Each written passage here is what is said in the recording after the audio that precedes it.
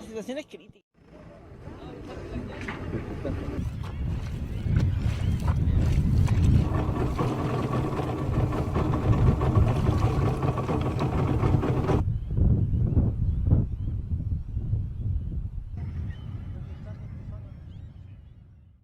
An expert claims he can't remember seeing so many dead birds as a major hailstorm kills 10,000 red-necked phalaropes in Utah this week. And poisonous gas is thought to have killed hundreds of geese in Idaho. Traces of phosphine gas was found in tissue samples taken from the birds this week. California beaches have been painted red with an invasion of crabs. Thousands of vibrant red tuna crabs swarmed Huntington and Imperial Beach on Wednesday, May 11th. They're called tuna crabs because tunas like to eat them. And the fact that they're taking over Southern California beaches is a little strange. This actually happened last June, but in way bigger numbers. And local authorities said it was the first time in 34 years that people had seen them in the area. The tiny crabs are usually found in the waters further south, closer to Mexico. At least 49 people have been killed overnight by devastating landslides in the north of the country. Most of the dead are children. It is expected that the death toll will rise. And the landslides occurred in the district of Gakenke. Houses have been buried. It is the peak of the rainy season in Rwanda. The country's Ministry of Disaster Management has called the landslides, quote, a huge catastrophe. Rescue operations are still continuing. Disaster is unfolding in Africa as Ghana is the latest African nation to suffer torrential rains thought to be brought on by El-Niño. Kenya, Rwanda, South Africa and Ghana have all lost many deaths from the devastating rains recently.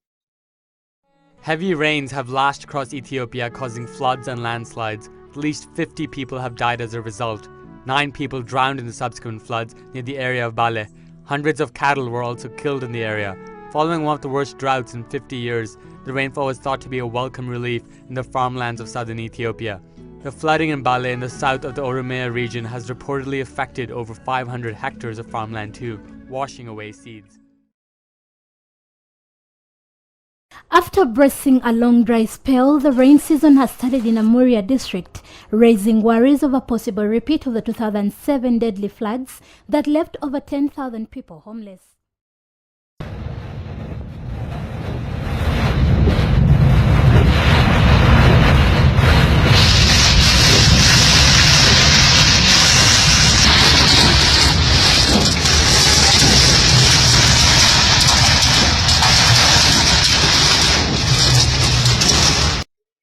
Fierce tropical lightning storms across Bangladesh on Thursday have killed more than 50 people. And more weather chaos. Half a month's rain fell in just 12 hours, hit London this week, while Skye in northern Scotland was the warmest destination in Europe.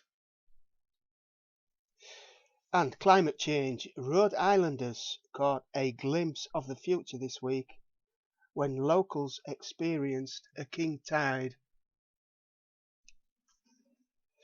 We have had no major quakes this week. Well, we have had no major quakes in May, after the very busy month of April, which saw a total of 21 major quakes. April was also the deadliest month of this year, with almost 1,000 people dying. 9 volcanoes erupted or showed activity in April as well. And for all the people who keep telling me major quakes and volcanoes are on the increase, I have broken down the facts from USGS and made a graph of both, and I can tell you all major quakes and volcano eruptions have not increased this century. Which brings us nicely to volcanoes.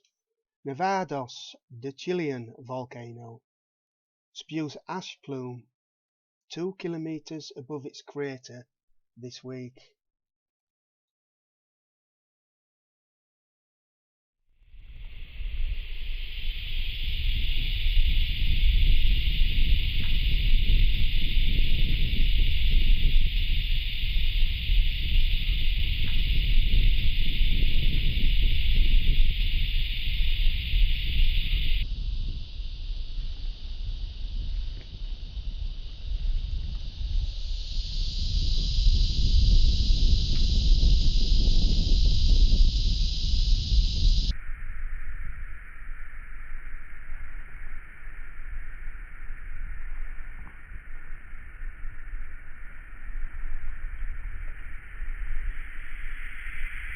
I will finish with pictures of Holland in May. On May the 1st we had it colder than Siberia. We then had 2 weeks of near 30°C heat wave, and on Monday it will be colder than last Christmas, apparently. Well, that's it. Thanks for watching, and hopefully I'll see you all next week. By the way, I have no global warming agenda, and I am not suppressing volcano and earthquake activity.